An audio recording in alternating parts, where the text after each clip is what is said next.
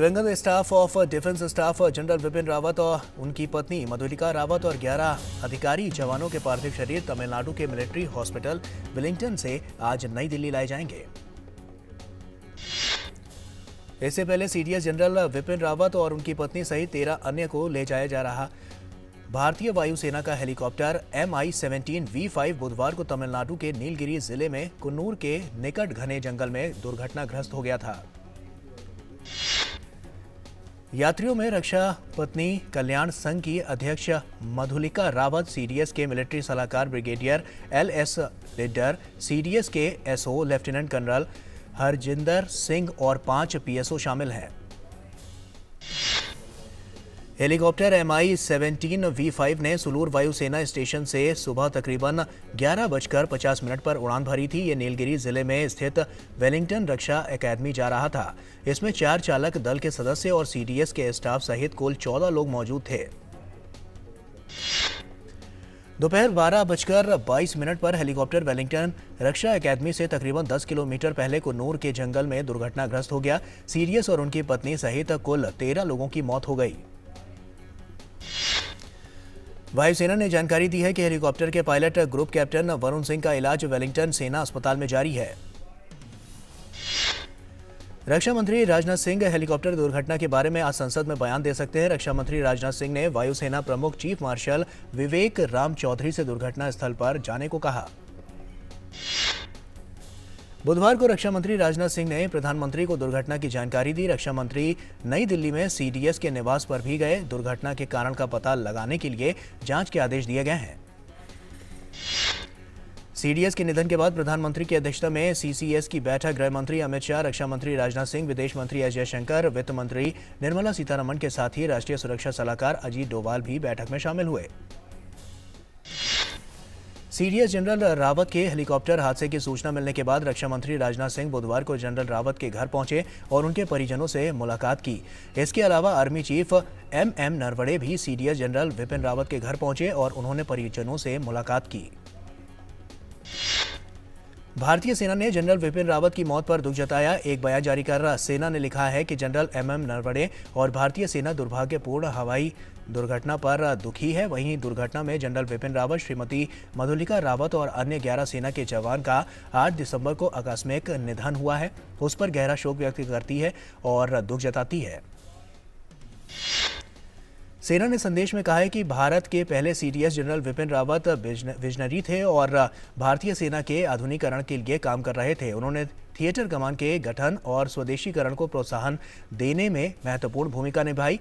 उनकी विरासत नई पीढ़ियों द्वारा मजबूत की जाएगी। सेना ने कहा कि श्रीमती मधुलिका रावत पूर्व AWWA की अध्यक्ष थीं। उनकी गरिमा में उपस्थिति की कमी खलेगी। 11 सेना के जवान जो सीडीएस के साथ वेलिंगटन जा रहे थे, सभी की कमी खलेगी। सेना की परंपराओं के मुताबिक उन्होंने अपने कर्तव्यों का पालन किया है। राष्ट्रपति रामनाथ कोविंद ने एक ट्वीट में कहा कि जनरल रावत और उनकी पत्नी की असमय मृत्यु से उन्हें काफी दुख पहुंचा है। उन्होंने कहा कि राष्ट्र ने अपने वीर सपूतों में से एक को आज खो दिया। मातृभूमि की 4 दशक की अपनी सेवा के दौरान उन्होंने अद्वितीय शौर्य का प्रदर्शन किया। उपराष्ट्रपति एम वेंकैया नायडू ने ट्वीट संदेश में कहा कि उन्हें प्रमुख रक्षा अध्यक्ष जनरल रावत, उनकी पत्नी मधुलिका रावत और सशस्त्र बलों के वरिष्ठ अधिकारियों की हेलीकॉप्टर दुर्घटना में हुई हृदय विदारक मृत्यु पर गहरा धक्का लगा है। उपराष्ट्रपति ने कहा कि जनरल रावत ने देश की रक्षा क्षमता को मजबूत बनाने और राष्ट्रीय सुरक्षा को सशक्त करने में महत्वपूर्ण योगदान दिया। प्रधानमंत्री नरेंद्र मोदी ने ट्वीट संदेश में कहा कि जनरल रावत एक अद्वितीय सैनिक और सच्चे देशभक्त थे, जिन्होंने सशस्त्र बलों और सुरक्षा उपकरणों के आधुनिकीकरण के क्षेत्र में उल्लेखनीय काम किया। प्रधानमंत्री ने कहा कि देश जनरल विपिन रावत की बहुमूल्य सेवाओं को कभी नहीं भूलेगा। रक्षा मंत्री राजनाथ सिंह ने जनरल विपिन रावत की मृत्यु पर गहरा शोक व्यक्त किया है। राजनाथ सिंह ने एक संदेश में कहा है कि हेलीकॉप्टर दुर्घटना में प्रमुख रक्षा अध्यक्ष जनरल रावत की असमय मृत्यु अत्यंत दुर्भाग्यपूर्ण है और यह देश तथा सशस्त्र बलों के लिए अपूरणीय क्षति है। गृह मंत्री अमित शाह ने ट्वीट संदेश में कहा कि वे एक वीर सैनिक थे, जिन्होंने पूरे लगन के साथ मातृभूमि की सेवा की। उनके योगदान और प्रतिबद्धता को शब्दों में नहीं बयां किया जा सकता। मैं बेहद दुखी हूं। सीडीएस बिपिन रावत की मृत्यु पर केंद्रीय मंत्री अनुराग सिंह ठाकुर ने ट्वीट किया। उन्होंने वीरता के साथ देश की सेवा की और भारत के रक्षा तंत्र को मजबूत करने की दिशा में काम किया। उनकी अनुकरणीय सेवा को देश कभी नहीं भूलेगा। अमेरिकी विदेश मंत्री एंटनी ब्लिंकन ने जनरल बिपिन रावत के निधन पर दुख व्यक्त किया है। उन्होंने अपने संदेश में कहा है कि हम जनरल रावत को एक असाधारण नेता के रूप में याद करेंगे, जिन्होंने अपने देश की सेवा की और यूएस भारत रक्षा संबंधों में योगदान दिया। प्रधानमंत्री ग्रामीण आवास योजना को साल 2024 तक जारी रखने के लिए कैबिनेट ने मंजूरी दे दी है। कैबिनेट के इस फैसले में कुल 2 करोड़ 95 लाख पक्के मकान बनाने का लक्ष्य रखा गया है, जिसमें से 1 करोड़ 65 लाख मकान बनाए जा चुके हैं। कैबिनेट ने बुंदेलखंड के इलाके में पानी की उपलब्धता बढ़ाने के लिए महत्वाकांक्षी योजना केन बेतवा लिंक प्रोजेक्ट को मंजूरी दे दी है। प्रोजेक्ट 8 साल में बनकर तैयार होगा। केन बेतवा लिंक प्रोजेक्ट पर कुल 44,605 करोड़ रुपए का खर्च होने का अनुमान है। योजना पर खर्च होने वाले खर्च का 90% केंद्र सरकार वहन करेगा। भारतीय रिजर्व बैंक की मौद्रिक नीति पर द्विमासिक समीक्षा बैठक में नीतिगत दरों को यथावत रखने का फैसला किया गया है, यानी दरों में कोई बदलाव नहीं किया गया है। मौद्रिक नीति समिति ने लचीला रुख अपनाते हुए सर्वसम्मति से यह फैसला लिया और अब रेपो रेट 4% पर बरकरार रहेगी। एमएसएफ दर और बैंक दर 4.25% पर अपरिवर्तित है। इसके साथ ही रिवर्स रेपो रेट को भी 3.35% पर अपरिवर्तित रखा गया है। रिजर्व बैंक के गवर्नर ने कहा है कि भारतीय अर्थव्यवस्था रिकवरी कर रही है और कई क्षेत्र कोविड के पहले की स्थिति में लौट रहे हैं। आरबीआई ने कहा है कि 2021 से 2022 में उपभोक्ता मूल्य सूचकांक पर आधारित मुद्रास्फीति की दर 5.3% रह सकती है। साथ ही जीडीपी की वृद्धि दर 9.5% रहने का अनुमान बरकरार रखा है। इसके साथ ही आरबीआई गवर्नर ने बताया कि रिजर्व बैंक फीचर फोन उपयोगकर्ताओं के यूपीआई आधारित पेमेंट प्रोडक्ट लॉन्च करने पर विचार कर रहा है। राष्ट्रपति रामनाथ कोविंद ने मुंबई में नौसेना डॉकयार्ड में भारतीय नौसेना के 22वें मिसाइल वेसल स्क्वाड्रन कार्यक्रम में हिस्सा लिया। 50 साल पहले इसी दिन वेसल स्क्वाड्रन ने युद्ध में कराची बंदरगाह पर पाकिस्तानी नौसेना के जहाजों को ध्वस्त किया। विमान से दागी जाने वाली सुपरसोनिक क्रूज मिसाइल ब्रह्मोस का ओडिशा के तट पर एकीकृत परीक्षण रेंज चांदीपुर से लड़ाकू विमान सुखोई 30 MK-1 से सफलतापूर्वक परीक्षण किया गया। रक्षा मंत्री राजनाथ सिंह ने सफल परीक्षण पर डीआरडीओ, भारतीय वायुसेना और रक्षा क्षेत्र से जुड़े उद्योगों की प्रशंसा की। उत्तर प्रदेश के मुख्यमंत्री योगी आदित्यनाथ ने मथुरा में एक कार्यक्रम के दौरान कहा कि पिछली सरकारों ने अपने राजनीतिक स्वार्थ के कारण न केवल इस भूमि को बल्कि यूपी को बदनाम करने में कोई कोताही नहीं बरती थी। योगी आदित्यनाथ ने कहा कि आज विकास का दूसरा नाम उत्तर प्रदेश है। उत्तराखंड के मुख्यमंत्री पुष्कर सिंह धामी ने सरकार की योजनाओं की जानकारी लोगों तक पहुंचाने के लिए देहरादून में वैन को हरी झंडी दिखाकर रवाना किया। उन्होंने कहा कि केंद्र और राज्य सरकार की नीतियों और कार्यक्रम को जनता तक पहुंचाया जाएगा। वायुसेना प्रमुख एयर चीफ मार्शल विवेक राम चौधरी ने 18वें सुब्रतो मुखर्जी सेमिनार में भाग लिया। वहीं वायुसेना प्रमुख ने कहा कि पाकिस्तान अपनी अंदरूनी समस्याओं के बावजूद आतंकवाद को पनाह दे रहा है।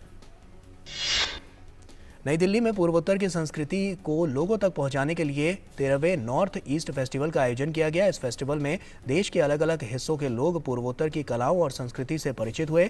सेलिब्रेटिंग नॉर्थ ईस्ट के तहत असम के north east institute of fashion technology द्वारा न्यू मोती बाग क्लब में रंग रंग कार्यक्रम का आयोजन किया गया।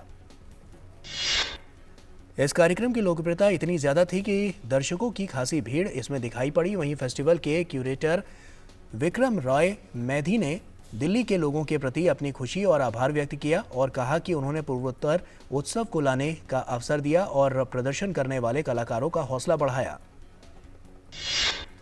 कोकराझार के बोडो समूहों की लोक नृत्य प्रस्तुतियों ने दर्शकों को मंत्रमुग्ध कर दिया।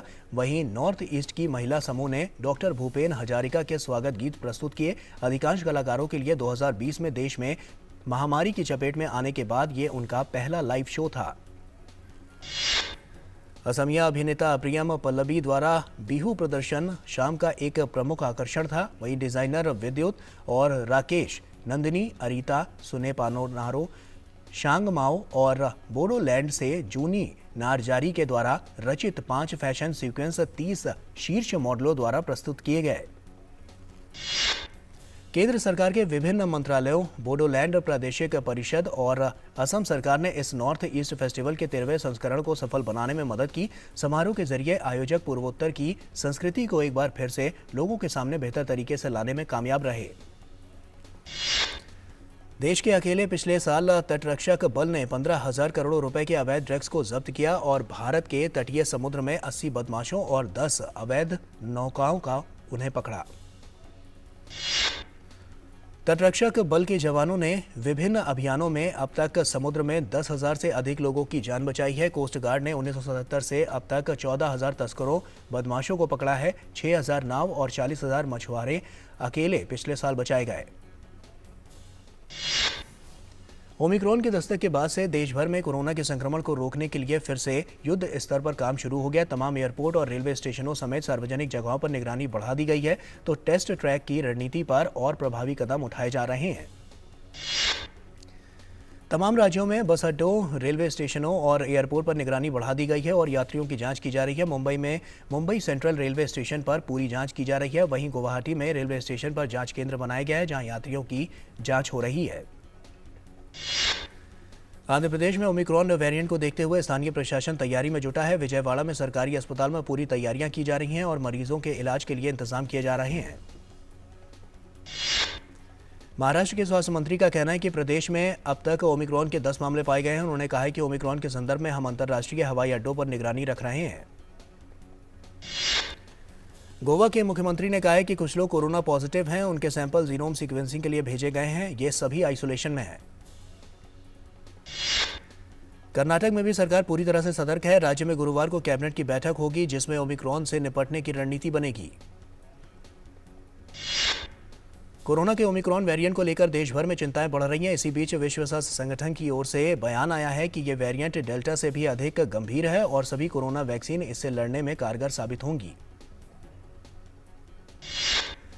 अमेरिकी राष्ट्रपति के मुख्य चिकित्सा सलाहकार डॉक्टर एंथोनी फाउसी ने कहा है कि ये वेरिएंट तेजी से फैलता है, लेकिन डेल्टा के मुकाबले कम गंभीर हो सकता है। हालांकि फाउसी ने यह भी माना है कि इस वेरिएंट को बेहतर तरीके से समझने के लिए ज्यादा रिसर्च की जरूरत है।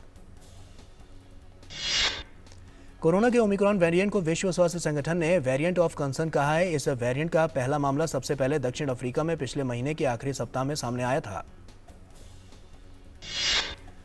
इस बीच देश में टीकाकरण 130 करोड़ का आंकड़ा पार कर गया है। स्वास्थ्य मंत्री मनसुख मांडविया ने ट्वीट कर बताया है कि भारत ने रचा इतिहास। स्वास्थ्य मंत्री ने लिखा, प्रधानमंत्री नरेंद्र मोदी ने कहा था कि भारत की जनता एक बार कुछ करने की ठान ले तो कुछ भी असंभव नहीं है। आज भारत ने 130 करोड़ से अधिक वैक्सीन लगाने का आंकड़ा पार कर लिया है।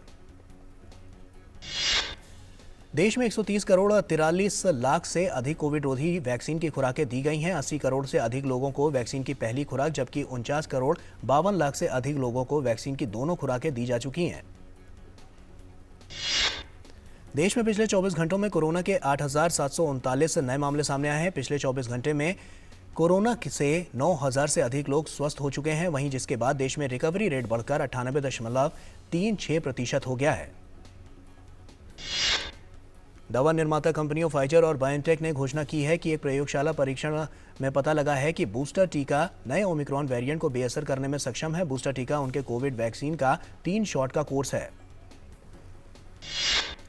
अमेरिका और जर्मन कंपनियों ने ओमिक्रॉन के खिलाफ अपने टीके की संभावित प्रभावशीलता पर आधिकारिक बयान में कहा है कि उनके टीके की 2 खुराक के परिणाम स्वरूप एंटीबॉडी को काफी कम कर दिया गया है।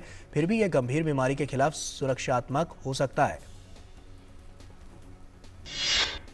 कंपनियों ने कहा है कि अगर जरूरत पड़ी तो वे अगले साल मार्च में विशेष रूप से ओमिक्रॉन वेरिएंट के खिलाफ एक उन्नत टीका विकसित कर सकती है। दुनिया भर में कोरोना संक्रमण के मामले 26 करोड़ 80 लाख से ज्यादा हो गए हैं। संक्रमण से अब तक 52,94,000 से ज्यादा लोगों की मौत हो चुकी है। कोरोना से सबसे अधिक प्रभावित देशों में अमेरिका सबसे आगे है। अमेरिका में कोरोना संक्रमण के कुल मामलों की संख्या 5 करोड़ 4 लाख से अधिक है। वहीं अमेरिका में कोरोना के कारण मरने वालों का आंकड़ा 8,13,000 से अधिक है। जर्मनी में कोरोना वायरस के चलते हालात एक बार फिर से गंभीर हो गए हैं। यहां एक दिन में 571 कोविड मरीजों की मौत दर्ज की गई है। जर्मनी में कोरोना संक्रमण से अब तक 1.04 लाख लोगों की मौत हो चुकी है। ब्रिटेन के प्रधानमंत्री बोरिस जॉनसन ने ओमिक्रॉन वेरिएंट के बढ़ते मामलों को देख कड़े कदम उठाने की घोषणा की है। उन्होंने कहा है कि जहां संभव हो घर से काम करें और मास्क लगाएं और किसी स्थान पर जाने से पहले टीकाकरण का प्रमाण पत्र इस्तेमाल करें। ब्रिटेन मर्क कंपनी की कोविड-19 के खिलाफ एंटीवायरल दवा मोलनुपिराविर के साथ लोगों में कोविड लक्षण के इलाज के लिए क्लिनिकल ट्रायल शुरू करने जा रहा है। वहीं इसके लिए ब्रिटेन के शोधकर्ताओं ने कल लोगों की भर्तियां भी करना शुरू कर दिया है। ब्रिटेन की सरकार ने अक्टूबर में कहा था कि मर्क कंपनी की दवा की 4,80,000 खुराकें हासिल कर ली गई हैं और ट्रायल के जरिए इसे उपयोग में लाया जाएगा। अमेरिकी राष्ट्रपति जो बाइडेन ने कहा है कि संभावित रूसी हमले में के उसके मद्देनजर यूक्रेन में अमेरिकी सेना की तैनाती की योजना नहीं थी और बाइडेन ने उम्मीद जताई है कि रूस और अन्य नाटो सहयोगियों के साथ शुक्रवार तक बातचीत को लेकर घोषणा करेंगे। बाइडेन ने कहा कि मंगलवार को पुतिन के साथ हुई बातचीत में यूक्रेन पर हमले के मद्देनजर गंभीर आर्थिक परिणाम भुगतने की चेतावनी दी थी और साथ ही बाइडेन ने उम्मीद जताई है कि पुतिन को अमेरिकी रुख की गंभीरता का पता चल गया होगा।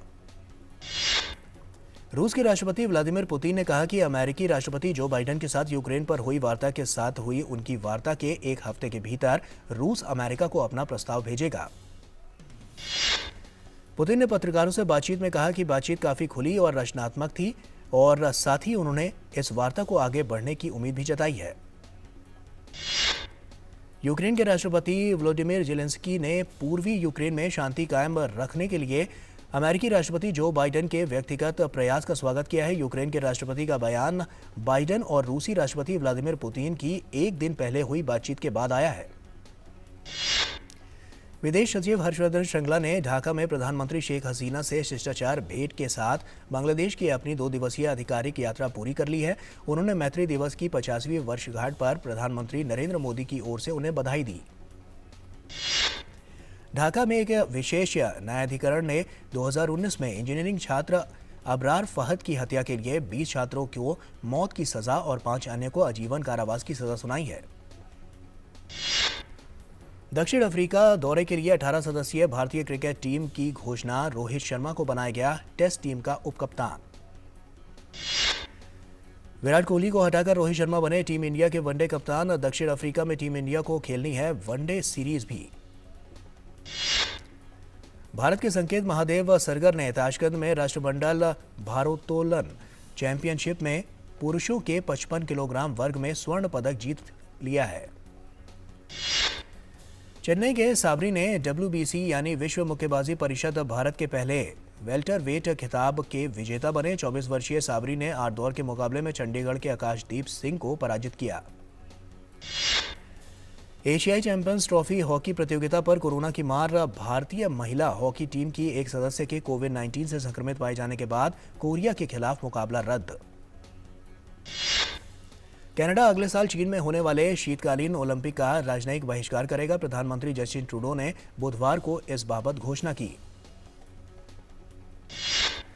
5 बार की European champions Barcelona champions league football प्रतियोगिता से हुई बाहर। बायर्न म्यूनिख ने 3-0 से हराया। चेल्सी और ज़ेनेट सेंट पीटर्सबर्ग के बीच खेला गया मुकाबला 3-3 से ड्रॉ रहा। इस ड्रॉ के बाद चेल्सी ग्रुप में दूसरे स्थान पर रही। मैनचेस्टर यूनाइटेड और यंग बॉयज के बीच खेला गया मैच 1-1 की बराबरी पर खत्म। मैन्यू की ओर से मैसन ग्रीनवुड ने किया गोल। चैंपियंस लीग के इस सीजन में मैसन ग्रीनवुड का पहला गोल। यूवेंट्स की टीम ने मेल्मो को 1-0 से पराजित कर ग्रुप में शीर्ष पर रहते हुए अंतिम 16 में जगह बनाई। रितेश देशमुख अपनी आगामी प्रोजेक्ट को लॉन्च करने की पूरी तैयारी कर रहे हैं और वहीं लेकिन इस बार कैमरे के पीछे से अभिनेता रितेश देशमुख ने अपनी आगामी मराठी फिल्म वेद का पोस्टर जारी किया है, जो उनके निर्देशन में पहली फिल्म है।